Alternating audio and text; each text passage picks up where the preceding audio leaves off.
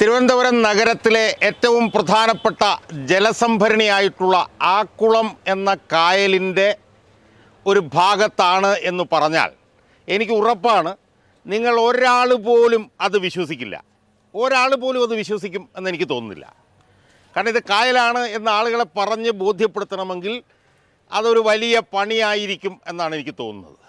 പക്ഷേ നിങ്ങൾ വിശ്വസിച്ചാലും ഇല്ലെങ്കിലും തിരുവനന്തപുരം ജില്ലയിലെ തിരുവനന്തപുരം നഗരത്തിൻ്റെ ഹൃദയഭാഗത്തുള്ള ഏറ്റവും പ്രധാനപ്പെട്ട ഒരു ജലസംഭരണിയായിട്ടുള്ള ആക്കുളം എന്ന് പറയുന്ന കായലാണ് നിങ്ങൾ ഈ കാണുന്നത്. ഇത് കായലാണ് എന്നുള്ളത് നിങ്ങൾ വിശ്വസിച്ചേ മതിയാവൂ.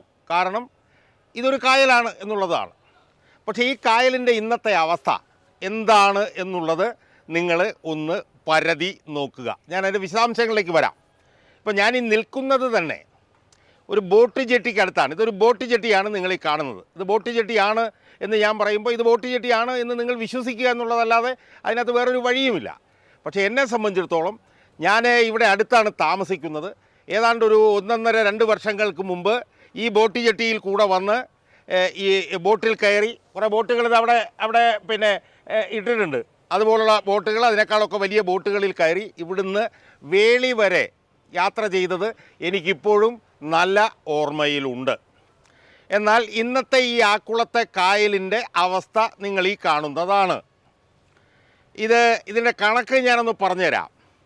ഇതൊരു 2-3 പതിറ്റാണ്ടുകൾക്ക് മുമ്പ് ഈ കായൽ തുടങ്ങുന്ന സ്ഥലത്ത് ഒരു ചെറു തുറമുഖമുണ്ടായിരുന്നു. ഒരു ചെറു തുറമുഖം, ചെറിയ തുറമുഖം എന്ന് പറഞ്ഞാൽ ഇവിടുന്ന് ബോട്ടിൽ പിന്നെ ഈ പറഞ്ഞതുപോലെ ഈ പച്ചത്തൊണ്ട്, വെളിച്ചെണ്ണ ഇതൊക്കെ അങ്ങോട്ടും ഇങ്ങോട്ടും കൊണ്ടുപോകുന്നൊരു ചെറിയ തുറമുഖമുണ്ടായിരുന്നു. ആലപ്പുഴ വരെ കിടക്കുന്ന ഒരു ജലപാതയുടെ ഭാഗമായിരുന്നു ഈ ആക്കുളം കായൽ. ആക്കുളം കായലിൽ കൂടെ ഇതുപോലെ വലിയ കെട്ടുവള്ളങ്ങളിൽ ഈ പച്ചത്തൊണ്ടും വെളിച്ചെണ്ണയും ഒക്കെ ഇവിടെ വരികയും ഇവിടുന്ന് കാളവണ്ടികളിൽ പിന്നെ ഇതിൻ്റെ അങ്ങേ ഇടത്തെ അറ്റത്തുള്ള ഒരു ചെറിയ തുറമുഖത്തിൽ നിന്ന് പിന്നെ ഇതുപോലെ വണ്ടികളിൽ കൊണ്ടുപോകുന്ന വളരെ ജലസമ്പന്നമായ ഒരു കായലായിരുന്നു ഈ ആക്കുളം കായൽ. എനിക്ക് ഓർമ്മയുണ്ട്, ഇത്തിക്കര പക്കി എന്നൊക്കെ പറഞ്ഞിട്ട് ഒരുപാട് സിനിമകളിൽ ഈ ആക്കുളം കായൽ വന്നിട്ടുണ്ട്. അന്ന് ഈ ആക്കുളം കായലിന് ഏതാണ്ട് ഒരു 200 ഏക്കർ വിസ്തൃതി ഉണ്ടായിരുന്നു ഈ ആക്കുളം കായലിന്. ഇന്ന് നിർഭാഗ്യവശാൽ ഈ കായലിൻ്റെ വിസ്തീർണം ഏതാണ്ട് 50 ഏക്കറിൽ താഴെയായി കുറഞ്ഞിരിക്കുന്നു.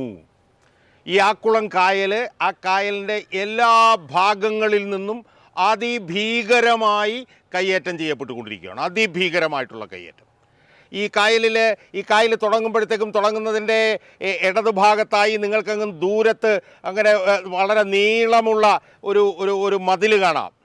ആ മതിൽ ഏതാണ്ട് ഒരു 10-150 മീറ്റർ നീളമുണ്ട്. ആ മതിലെന്ന് പറയുമ്പോൾ ആ മതിലിനകത്തൊരു പോത്ത് ഫാമാണുള്ളത്, പോത്ത് ഫാം. അപ്പോൾ ആ പോത്ത് ഫാം യഥാർത്ഥത്തിൽ ഈ ആക്കുളം കായലിനകത്താണ് സ്ഥിതി ചെയ്യുന്നത് എന്നതാണ് വസ്തുത. അത് ഞാൻ പറയുന്നത് നിങ്ങൾ അംഗീകരിച്ചേ മതിയാവും. കാരണം അതകത്താണ് സ്ഥിതി ചെയ്യുന്നത് ആ പോത്ത് സാമ്രാജ്യം. ആ പോത്ത് സാമ്രാജ്യം ഒരു വലിയ കരാറുകാരനുണ്ട്, കിളിമാനൂർ ചന്ദ്രബാബു എന്ന് പറഞ്ഞൊരു വലിയ കരാറുകാരനുണ്ട്. അയാളുടെ സ്ഥാപനത്തിൽ ഈ അടുത്ത കാലത്ത് പിന്നെ ഇൻകം ടാക്സിൻ്റെ റെയ്ഡൊക്കെ നടന്നിരുന്നു. ആ കരാറുകാരനാണ് അവിടെ കയ്യേറി അതിനകത്ത് ഈ പോത്ത് ഫാം ഉണ്ടാക്കിയിരിക്കുന്നു. അതിൻ്റെ ഒരു ഭാഗം എല്ലാം അടച്ചു കെട്ടി വലിയൊരു തടാകം പോലെ അദ്ദേഹം സൃഷ്ടിച്ച് അതിനകത്ത് പിന്നെ പോത്ത് ഫാം അദ്ദേഹം അതിനകത്ത് നടത്തിക്കൊണ്ടിരിക്കുകയാണ്. ഇപ്പുറത്തൊക്കെ വന്നു കഴിഞ്ഞാൽ ഇപ്പുറത്തെല്ലാം പൂർണ്ണമായിട്ടും കയ്യേറ്റമാണ്. ഒരുപാട് ഫ്ലാറ്റുകളും അതും ഇതുമൊക്കെ നമുക്ക് കാണാൻ കഴിയും. ഇനി ഇവിടെ നമ്മൾ മനസ്സിലാക്കേണ്ട ഒരു കാര്യം, ഇവിടുത്തെ കയ്യേറ്റക്കാരിൽ സ്ഥാപിത താല്പര്യക്കാരും പിന്നെ ഈ സ്വകാര്യ വ്യക്തികളും മാത്രമല്ല ഉള്ളത്. സർക്കാരും തുല്യ നിലയിൽ കുറ്റക്കാരാണ് എന്ന് കാണാൻ നമ്മൾ കഴിയണം.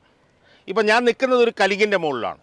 ഈ കലിങ്ങിൻ്റെ അവിടെ ഇടത്തോട്ടുള്ള ഈ ഒരു നടപ്പാതയൊക്കെ ഉണ്ടാക്കിയിട്ടുണ്ടല്ലോ, ഈ നടപ്പാത, ഈ പുല്ലൊക്കെ പിടിച്ച് കിടക്കുന്ന നടപ്പാത, ഈ നടപ്പാതയും കായലായിരുന്നു. അത് കയ്യേറിയത് സർക്കാരാണ്. ഇത് ഇങ്ങനെ അങ്ങ് നീണ്ട് കിടക്കുകയാണ്. അതും കോടികളുടെ കയ്യേറ്റാണ് അതിനകത്ത് നടന്നിട്ടുള്ളത്. ഇനി ഈ കായലിനെ സംബന്ധിച്ച് പറയുകയാണെങ്കിൽ നിങ്ങൾ ഈ കാണുന്ന കായലിനകത്ത് ഏതാണ്ട് ഒരു 150 കോടി രൂപയോളം പല സർക്കാരുകൾ കൊണ്ടുവന്ന് ഇതിനകത്ത് പിന്നെ നിക്ഷേപിച്ചിട്ടുണ്ട്. ഈ കായലിനകത്ത് ഏതാണ്ട് ഒരു 150 കോടി രൂപയോളം. അത് ഇടതും വലതും എല്ലാം ഉണ്ട്, തുല്യ പ്രാധാന്യമുണ്ട്.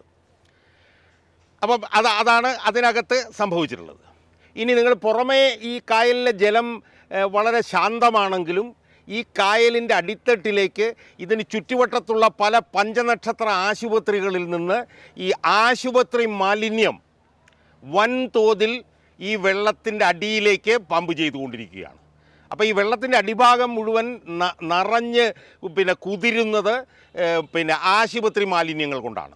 അപ്പോൾ ഒരു വശത്ത് അടിയിൽ കൂടി ആശുപത്രി മാലിന്യങ്ങൾ, ഒരു വശത്ത് സർക്കാരിൻ്റെ കയ്യേറ്റം, ഒരു വശത്ത് സ്വകാര്യ വ്യക്തികളുടെ കയ്യേറ്റം, ഫ്ലാറ്റുകാരുടെ കയ്യേറ്റം. ആ അർത്ഥത്തിൽ ഒരുപക്ഷെ 4 ഭാഗത്തു നിന്നും ഇത്ര ഭീകരമായി കയ്യേറ്റം ചെയ്ത് നശിപ്പിക്കപ്പെടുന്ന ഒരു ജലസമ്പത്ത് കേരളത്തിൽ വേറെ ഏതെങ്കിലും ജില്ലയിൽ ഉണ്ടാകുമോ എന്നുള്ള കാര്യത്തിൽ എനിക്ക് വലിയ സംശയമാണ്. എനിക്ക് തോന്നുന്നത് ഇങ്ങനെ പോയാൽ, കാര്യങ്ങൾ ഇങ്ങനെയാണ് നീങ്ങുന്നതെങ്കിൽ ഈ കായലിന് ഇനിയിപ്പം അധിക കാലം ശേഷിപ്പ് ഉണ്ടാകും എന്നെനിക്ക് തോന്നുന്നില്ല. എനിക്ക് സത്യം പറഞ്ഞാൽ എനിക്കൊക്കെ വലിയ മനോവ്യഥ ഉണ്ടാകുന്നതെന്ന് പറഞ്ഞാൽ, ഞാനൊക്കെ ഒരു 2-3 വർഷങ്ങൾക്ക് മുമ്പ് യൂണിവേഴ്സിറ്റി കോളേജിൽ വന്ന് പ്രൊഫസറായിരുന്ന ഈ കുഞ്ഞികൃഷ്ണൻ എന്ന് പറഞ്ഞ പരിസ്ഥിതി പ്രവർത്തകൻ്റെ കൂടെ ഈ ആക്കുളം കായലിൽ വന്നിട്ട് വള്ളമെടുത്ത് പോയി വളരെ ഈ പറഞ്ഞ പോലെ റെയറായിട്ടുള്ള ഇനം ഒരുപാട് പക്ഷികളെ ഞങ്ങൾ ഇതിനകത്ത് കണ്ട കാലമൊക്കെ ഞാൻ ഓർക്കുന്നു. അന്ന് ഈ കായലുണ്ടായിരുന്നു. അപ്പോൾ ഈ കായലിനെ സംബന്ധിച്ചിടത്തോളം ഈ കായലിന് ഇനിയിപ്പോൾ അധിക കാലം ഈ കായലിങ്ങനെ കായലായി നിലനിൽക്കും എന്നെനിക്ക് തോന്നുന്നില്ല. എനിക്ക് തോന്നുന്നൊരു 3 വർഷത്തിനിടയിൽ എനിക്ക് തോന്നുന്നു പിണറായി സർക്കാർ മിക്കവാറും അധികാരത്തിൽ നിന്ന് പോകുന്ന സമയമൊക്കെ ആകുമ്പോഴേക്കും നമ്മുടെ കുട്ടികളുടെ അടുത്തൊക്കെ, മക്കളെ പണ്ട് ഇവിടെ ഒരു കായലുണ്ടായിരുന്നു, ആ കായലിൻ്റെ പേര് ആക്കുളം കായലായിരുന്നു എന്ന് പറയുന്ന ഒരു സ്ഥിതിയിലേക്ക് നമ്മൾ പോകും. അതുകൊണ്ട് ഞാൻ കൂടുതൽ ദീർഘിപ്പിക്കുന്നില്ല. ഈ നിലയിൽ ഇത് പോയി കഴിഞ്ഞാൽ ഈ ജലസംഭരണി ഏതാണ്ട് 2-3 വർഷം കൊണ്ട് തന്നെ തീർത്തും അപ്രത്യക്ഷമായി തീരാനാണ് സാധ്യത എന്നാണ് എനിക്ക് തോന്നുന്നത്. കേരളത്തിൽ ഒരു കായൽ ഇത്ര അതിഭീകരവും അതിഭയാനകവുമായി കയ്യേറ്റം ചെയ്യപ്പെട്ട ഒരു സമാനമായിട്ടുള്ള സാഹചര്യം ഇതിനു മുമ്പ് ഉണ്ടായി കാണും എന്ന് എനിക്ക് പറയാൻ കഴിയില്ല.